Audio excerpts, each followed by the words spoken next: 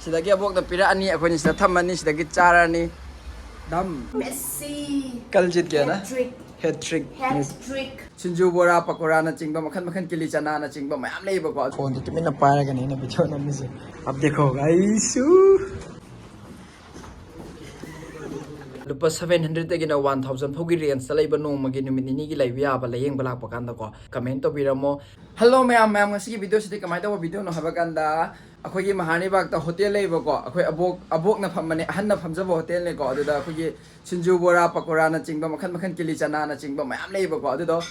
aina office ta puraga office ki ai imanaba khai imanabi khai aduda thabak tomin na ba khai do ai cabin customer support team da haba tare ne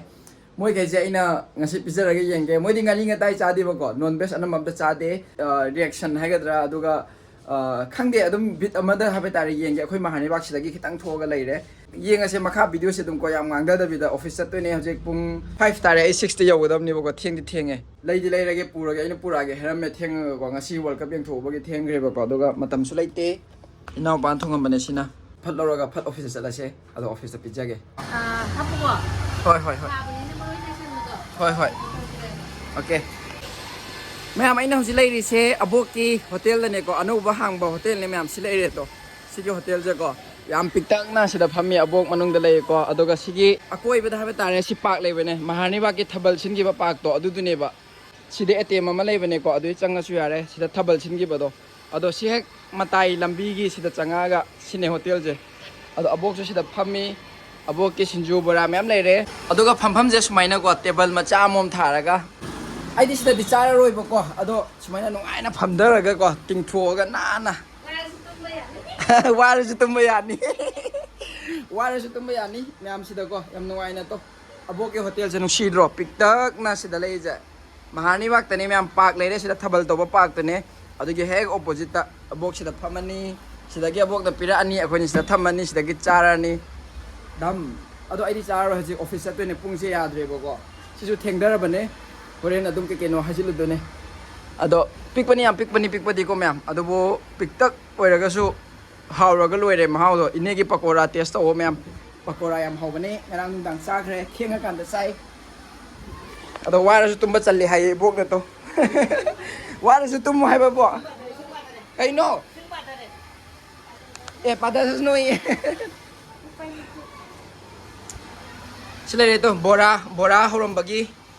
अदगी किली चना पकोरा सेमबगी अदगी सिंजू लेरे अदगी असना okay किली चना लेरे पकोरा की पुंग साबा सना खिची लेरे आई से पुनिंग तो इंगदी हावरोने बोको होरेन ओ उती आई उती जे अखोय फेवरेट ने अबो अखोय उती जे को अखोय सगे जे मयांग मयुम हाय बोको मयांग मयुम उती जाबाय ने अखोय सगे जे मयांग मयुम नेबा मयांग मयुम उती जाबा हायने एमे अखोय सगे जे अदो लोय सुन लेरे मखन को अबो के से मयाम सुलागा दुम फम्बा यारे को सिदा दुम चाबा यारे फम्मगा युमदा पुगे सु यारे असि लेरे मयाम अबोक ने याम नाना चेना पुछिन बेगरे ना थोक्तना बको आई बेग ता हापा पुगदम नि ना माथा याम साबदो ओके कया तारगे बो अदुसु यंगो पारो अदुगा हजिसे पुंग मंगा मखाई तादोरे पाकनम ने अबोक से डायलॉग याम तौरिये चेहरा तो देखो ना हाइजिने चना बतौरगे ऑफिस के फुटबॉल जर्सी पुरो हाबे तो सि पुरिजे अर्जेंटीना का जापान का सी चलो पिज्जा के होरे नदुगा ऑफिस ता रिएक्शन यंगो से मैम बाय बाय अब आई चानिंग बदे तो मतम लेत्रे को आई चलगे तम नुंगाय रे ऑफिस यौरे हा मैम आई अनबॉक्स तौरके आई मसक्सियो चंगागे को रिएक्शन येंगसे मैम को लापका कॉल फंगे सिदे येंगसे आइने थमी मो मतौसे लोय चाइथोगा थमे रियल मैड्रिड की शर्लिले लाए मैम सिदे को अदो से पुल्लबनी ना हजिक सिदा दुम फमगे फ्रेंड बोरा सिंजु चाबी येंगसे को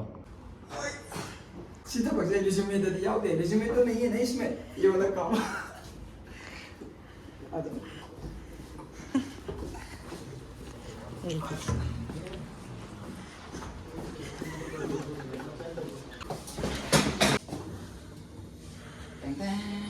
This is 10%, right? टेंग ने I'll go and wear, man. अभी अभी अभी पहन के आना वॉशरूम जाके पहन लो अच्छा है ठीक है Yes. You like Yes, my God. My God Messi. कल जीत गया ना Hat trick. Head trick Hat trick. हराउरीसिदꯤ मादꯤ फजरा येंगो तो माय प्रिंटो मस्ताद्रो आदा लिट सानारी जों फुटबॉल जर्सी जे लिट साना ले रे आदा काम करे भाई जे एक्सपीरियंस ने मैं मंगों दे नो वीडियो फसन से मकन आप तो यही बोलते बोला था मैंने कि आप एक्सपीरियंस है आप एक दिन इंटरव्यू कैसे देगा ये देगा वही वीडियो बनाएगा हम दोनों इंटरव्यू हाँ मतलब पूरा लोगों के लिए दे सकता है ना हाँ थैंक यू आप डालो मैं हम अखोई टेबल से तौर से बोरा पकोड़ा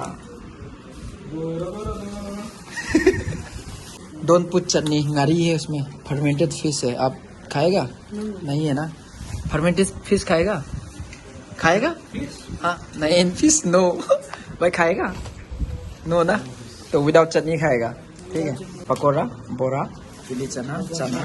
बोरा अब देखो गाइस पकोड़ा बोलता है उसको सब्जी के साथ जैसे होता है ऐसे करके सही है ये प्याज का होगा आलू का भी होगा अलग अलग से खाना देखना सूरज उतना जमीन है तो मैं आपको केबिन थबक से तौनरीको everyone's working in behind and we are having fun खाना खा के भी आ रहा हूँ आई साफ सुथरा रही नहीं वो what Thank you for the trip, Pathan. Please subscribe. Phone दी तुम्हें ना पारी नहीं मैं हमको अदो वीडियो ना में कोई फुटबॉल लेंगे इसदा फुटबॉल लेंगे तो मैं डेस्क से तौर का सिनी पीसी माले भी हम नहीं मां फुटबॉल हम पामे अदो रोनाल्डो फैन नहीं नते सीए रोनाल्डो Messi. तुम्हें येंबदि नते बको तुम थारगा फोन दी तुम्हें ना पारगा नहीं ना वीडियो ना मिसे येंबदि फंगी बदुम को हदि फमना मैं सदन येंगे फोन दे थमुरो जो मैं फोन सिम पाइ बिया रोय बको मैम आई रूम दा हले हजि जे को फगी दगी पुंग से आयो भरे अदुम लोशन बखोसिम बताबदा 4:21 चले तो अदो ऐसे चाक चागे तौरमिने को इनाउ पाना येरुम थोंबिया लेरमे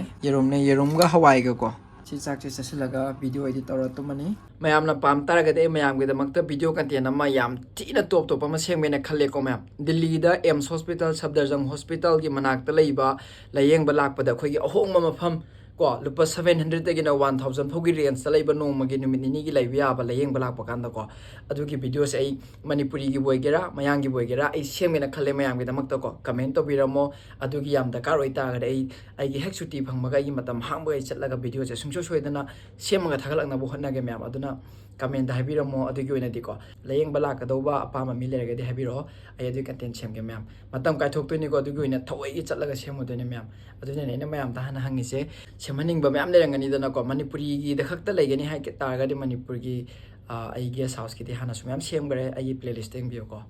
ऑफिस तंग आक्तंग वर्ल्ड कप सी यंगबदी यंगे मैम को मैच अमा लोइग्रे अदुगा मैच अनि सुबा मसु यंग भरपने अदुदि अखोगी team leader ngang ho bai di manager ama masu leiba ko adugi moi leiba kanda di yenganu haibagi leidana adugi adu muthat kare adu bodu maina nuaina di yengi ngak enjoy tawre ko sumaina atopa da bodi kasu yaram do man de do akhoi ngak tang adum yengbo bodi phange ngari do tumin am tola pijau ga haji leba ko da nuai taba phawai ba ko akhoi su enjang akhoi na chaba ya da ba mem leimi na tosila di nuai de dana sinju du ngasi pu dre ate di loina pijaba ne hekta ne hen mane manipur gi bora pakora me am sekta pu ro pijaba ne ngasi de office ta mayang ga je hawe he kasum khena ru budi na ti am na ko mo so makhan adum ba atop style da sema chai ba mo ju ko ai hojik video edit torage tumage side di nuai na moka thank you so much everyone bye Hello guys, hello everyone. Pathan की blog को follow करो, like करो, subscribe करो. Bye bye.